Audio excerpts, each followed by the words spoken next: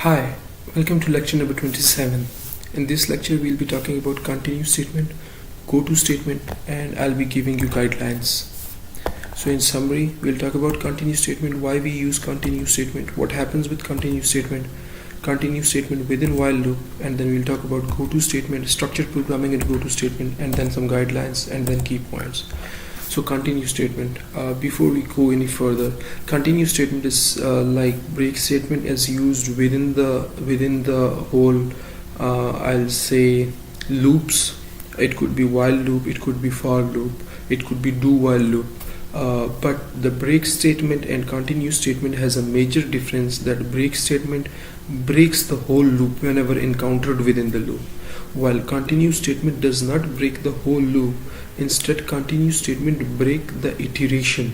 It forces the program to move to the next iteration of the loop, while when encountered break statement, so break statement forces the program to get out of that loop and does not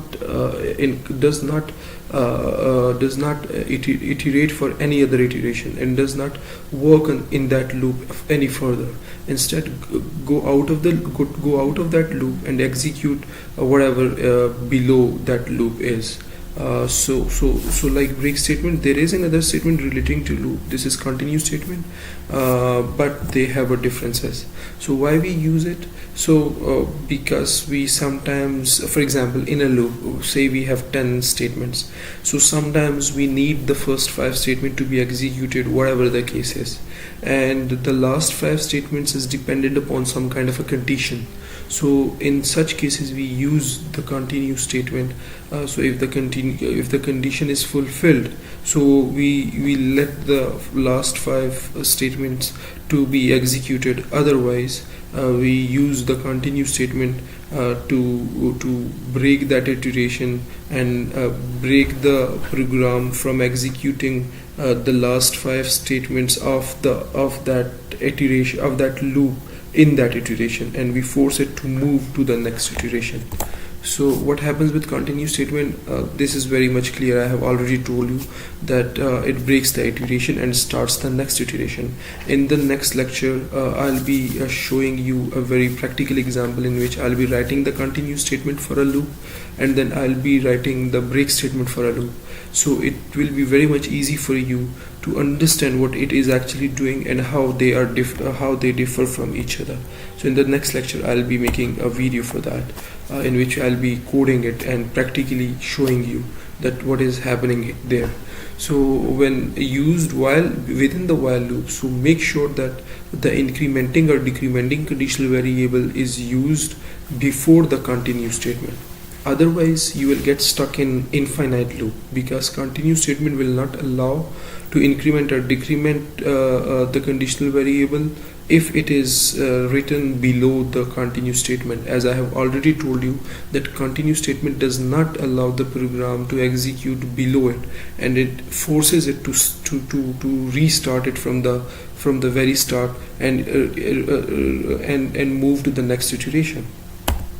So now we want to talk about goto statement. Now, goto is an unconditional branch of execution. What does that mean? It means that, for example, I'm in one part of a code and I use the goto statement. So I can use the goto statement to move my program to some other part of another part, and let the program to execute the other part without going in a very structured way. so it jumps the control anywhere back and forth in a program. So with goto, it is very difficult to trace out the way of execution and figure out what the program is doing, and debugging and modifying such programs is very difficult. So when structured programming was started, it was urged not to use the goto statement. So we do have in C language the goto statement, but we will not use it in our programs. We will adopt the structured approach. All of our programs will consist of sequences, decisions, and loops, and we have covered those all these 3, and they are the building blocks, and almost like they are the basics. If we have covered it, we can create any program with these 3 kind of concept, and we will be showing that.